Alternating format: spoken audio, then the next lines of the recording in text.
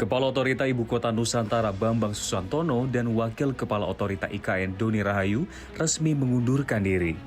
Presiden Joko Widodo kemudian menerbitkan keputusan Presiden terkait pemberhentian dengan hormat Kepala dan Wakil Kepala Otorita IKN. Sementara itu, Menteri Sekretaris Negara Pratikno menyatakan surat pengunduran diri yang diajukan tidak mencantumkan alasan mundurnya Bambang dan Doni. Lantas, bagaimana dengan pengisian jabatan di pucuk pemerintahan otorita IKN di tengah percepatan transisi ibu kota negara dari Jakarta ke IKN pada hari ulang tahun RI tahun ini? Presiden Jokowi langsung menunjuk Menteri PUPR Basuki Hadimulyono dan Wakil Menteri ATR BPN Raja Juli Antoni sebagai pelaksana tugas Kepala dan Wakil Kepala Otorita IKN. Presiden mengangkat Menteri PUPR Pak Basuki sebagai PLT Kepala Otorita IKN dan juga mengangkat Wakil Menteri ATR, Wakil Kepala BPN sebagai Wakil Otorita IKN. Saat ini fokus dari Basuki dan Raja Juli adalah untuk mempercepat proyek pembangunan IKN. Bukan hanya investasi, fokus Basuki dan Raja Juli adalah menyelesaikan permasalahan status tanah di IKN hingga pelaksanaan proyek pembangunan. Misalnya saja, status tanah di IKN ini diputuskan untuk dijual, disewa, atau KPBU. Meski demikian, Menteri Sekretaris Negara Pratikno mengungkapkan sejauh ini proyek pembangunan IKN masih sesuai target.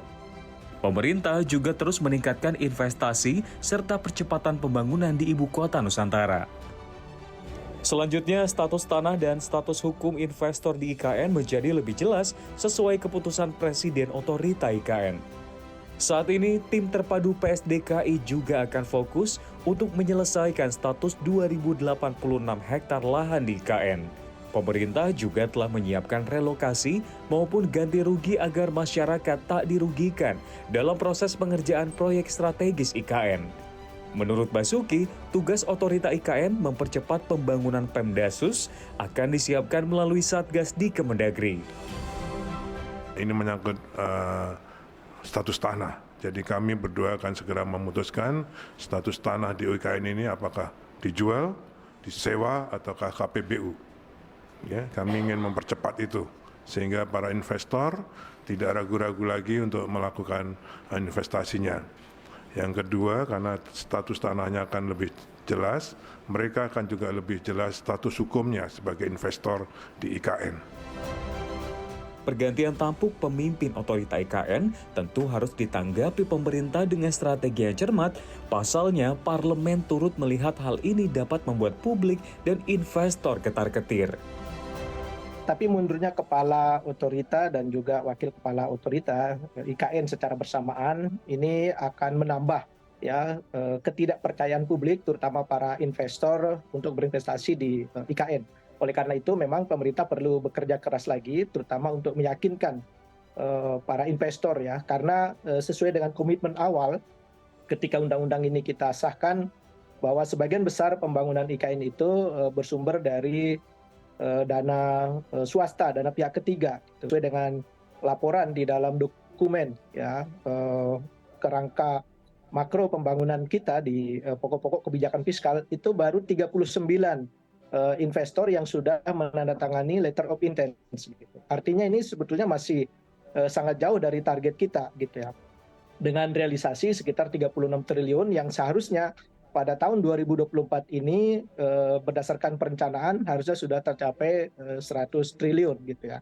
Nah ini yang perlu menjadi catatan pemerintah agar optimisme itu harus diimbangi dengan perbaikan-perbaikan. Ya, pemerintah pun mengaku tetap optimistis terhadap proyek strategis nasional tersebut, termasuk dengan pemberian tugas baru dari Presiden Jokowi bagi mantan Ketua OIKN. Ali Mohtar Ngabalin mengungkapkan Bambang akan menjadi utusan khusus Presiden untuk urusan luar negeri. Ketika Presiden menyetujui pengunduran diri beliau setelah 2-3 bulan kemudian, dan seperti apa yang disampaikan juga ditanyakan, maka saya mau juga bilang kepada publik melalui CNBC TV bahwa dengan Presiden menempatkan posisi Pak Bambang sebagai utusan khusus Presiden untuk urusan luar negeri, itu tidak ada lain dan tidak ada bukan kecuali untuk memastikan percepatan pembangunan IKN, satu. Dan yang kedua adalah termasuk di dalamnya memantapkan semua investasi-investasi asing atau luar negeri.